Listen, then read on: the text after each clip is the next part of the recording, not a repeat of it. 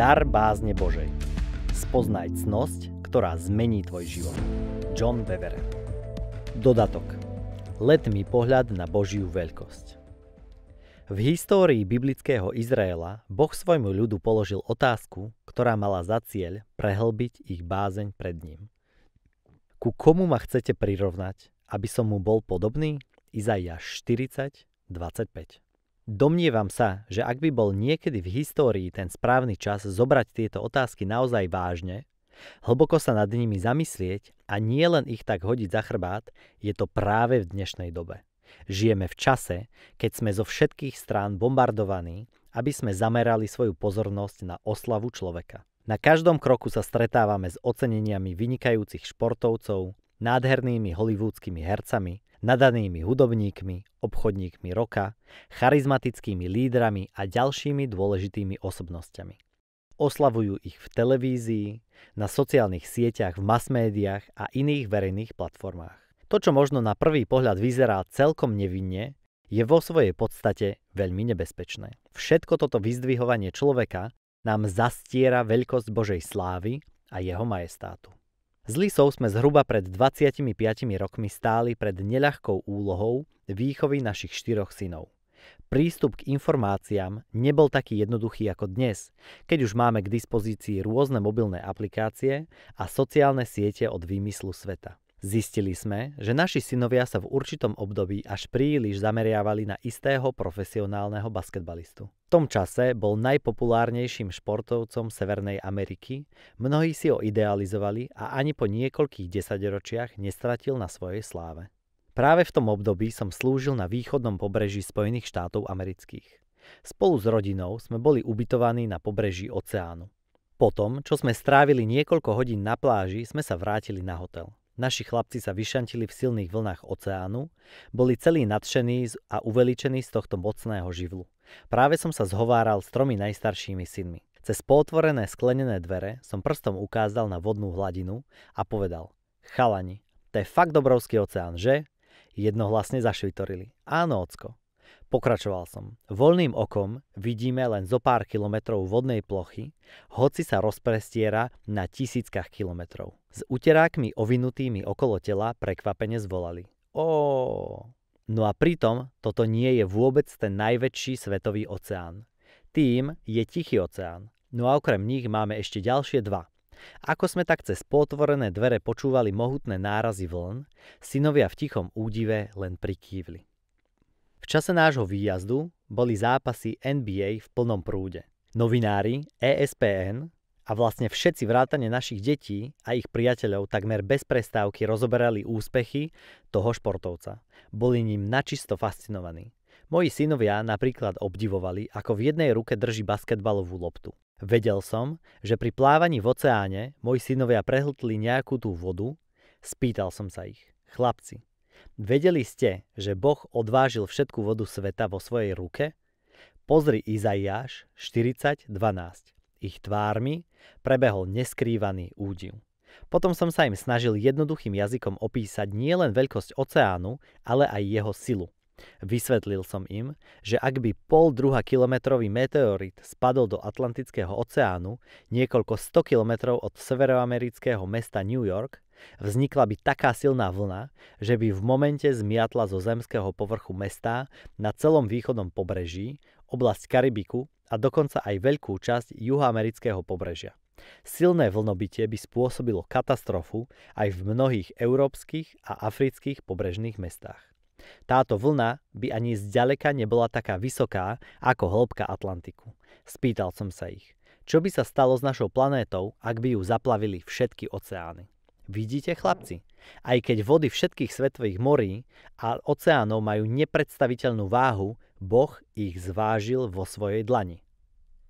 Potom som pozornosť mojich synov obrátil na nočnú oblohu. Spýtal som sa ich: Viete, čo ešte Biblia hovorí o Božej veľkosti? Čo, ocko? No napríklad to, že Boh zmeral vesmír piaďou svojej ruky. Pozri Izaiáš 40:12. Názorne som im ukázal, čo mám na mysli. Roztvoril som dlaň a vysvetlil im, že rozpätie mojej dlane je vzdialenosť od konca môjho palca po posledný článok malíčka. Spýtal som sa ich niečo, čo by som sa chcel spýtať aj teba. Premeral si už veľkosť vesmíru? To je ľudsky nemožné. Ak by sme sa o to pokúsili, azda by sme si zreteľnejšie uvedomili Božiu velebu a veľkosť jeho majestátu. Možno sa ti budú nasledujúce riadky javiť príliš technické, no maj so mnou prosím trpezlivosť. Rád by som ti tieto nádherné pravdy o Božej veľkosti ilustroval podobne, ako vtedy mojim synom.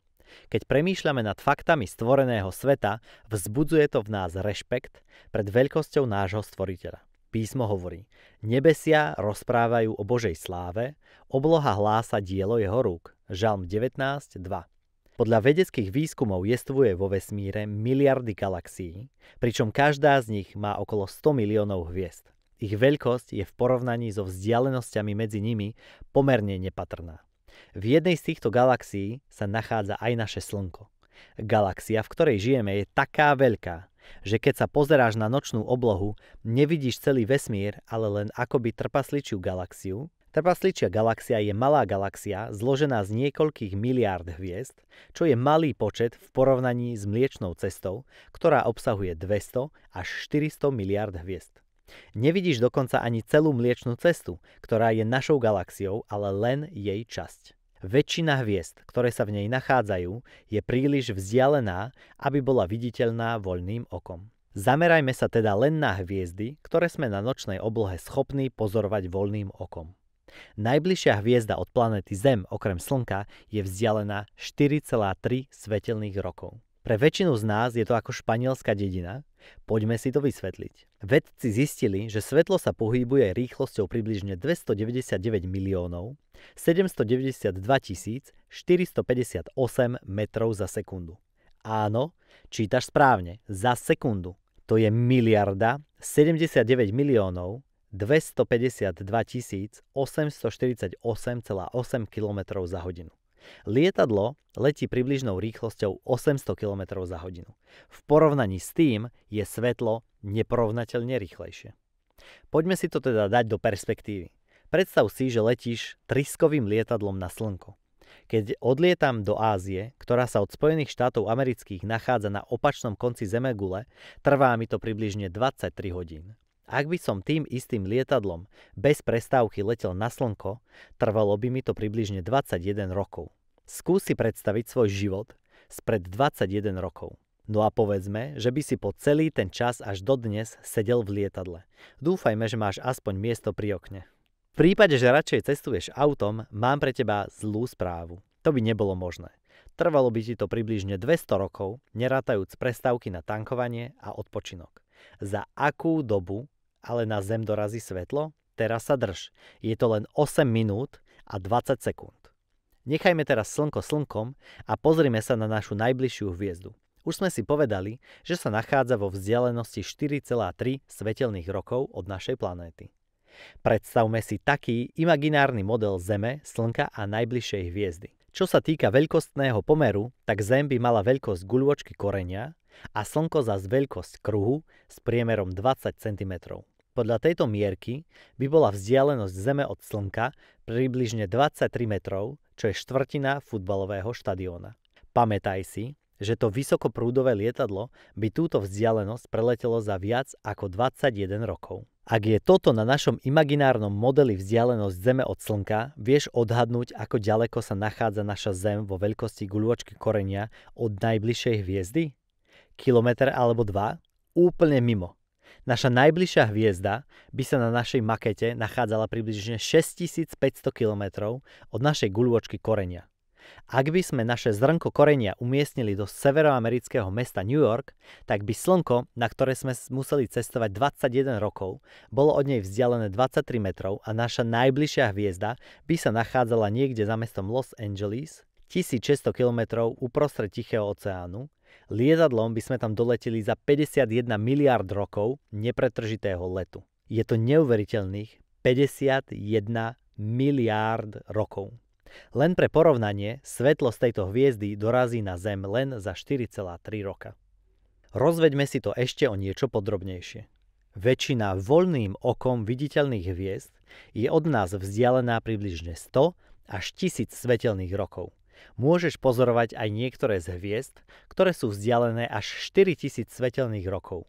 Pamätaj si, že to ani zďaleka nie sú najvzdialenejšie hviezdy v našej galaxii. Nebudem sa ani pokúšať vypočítať, aký dlhý čas by trval let na niektorú z nich. Len si to predstav, keď sa pozeráš na hviezdnu oblohu a vidíš niektorú z týchto hviezd vzdialených 4000 svetelných rokov od našej planéty, vlastne pozoruješ svetlo, hviezdy z obdobia, keď žil Abraham a Sára. Toto svetlo putovalo rýchlosťou 1 miliardu 79 miliónov 252 848,8 km za hodinu konštantnou rýchlosťou a práve prichádza k našej Zemi. Toto sú len hviezdy v našej malej galaxii, ktorá sa volá Mliečna cesta. Vôbec sme sa nezaoberali miliardami ostatných galaxií. Nezabúdaj, že medzi nimi sú obrovské vzdialenosti. V našej blízkosti sa napríklad nachádza galaxia Andromeda. Je od nás vzdialená približne 2,3 milióna svetelných rokov. Len si to predstav. Svetlo z nej k nám dorazí rýchlosťou 1 miliarda 79 miliónov 252 848,8 km za hodinu za dobu viac ako 2 milióny rokov.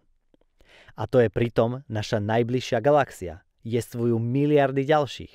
Si schopný tomu porozumieť?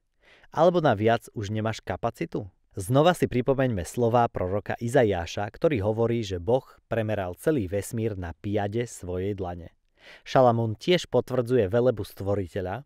Môže vôbec Boh prebývať na zemi? Veď samotné nebesia, ba ani najväčšie nebo ťa nemôžu obsiahnuť. 1. Kráľov 8:27. Vnímaš už o niečo zreteľnejšie veľkosť nášho Boha? Nemusím azda pripomínať, že po tomto rozhovore sa naša NBA superhviezda dostala do správnej perspektívy. Keď si moji synovia uvedomili veľkosť stvoriteľa, nemali už voči tejto celebrite taký nezdravý obdiv. Rád by som to ešte trochu rozviedol. Nie len, že náš Pán stvoril veľké veci, ale jeho sláva sa odzrkadľuje aj v každom detaile stvorenia.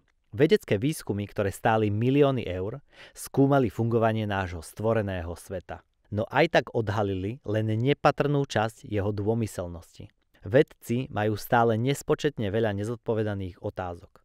Boží dizajn nás neprestáva udivovať. Stvorený život funguje na báze buniek. Bunka je stavebná a funkčná jednotka všetkých živých organizmov. Skladá sa z nich ľudské telo, rastliny, zvieratá a všetko živé. Ľudské telo, ktoré je korunou dômyselnosti, obsahuje približne 100 000 miliárd buniek. Vieš si predstaviť toto číslo? Boh určil každej z nich svoju úlohu. Rastú, rozmnožujú sa a odumierajú. To všetko podľa presného harmonogramu. Aj keď je bunka voľným okom neviditeľná, nie je zďaleka tou najmenšou časťou ľudského tela. Obsahuje veľa makromolekúl. Atómy medzi tým tvoria tieto makromolekuly. Atóm je teda najmenšou jednotkou hmoty. Atómy sú také miniatúrne, že len samotná bodka na konci tejto vety ich obsahuje viac ako miliardu.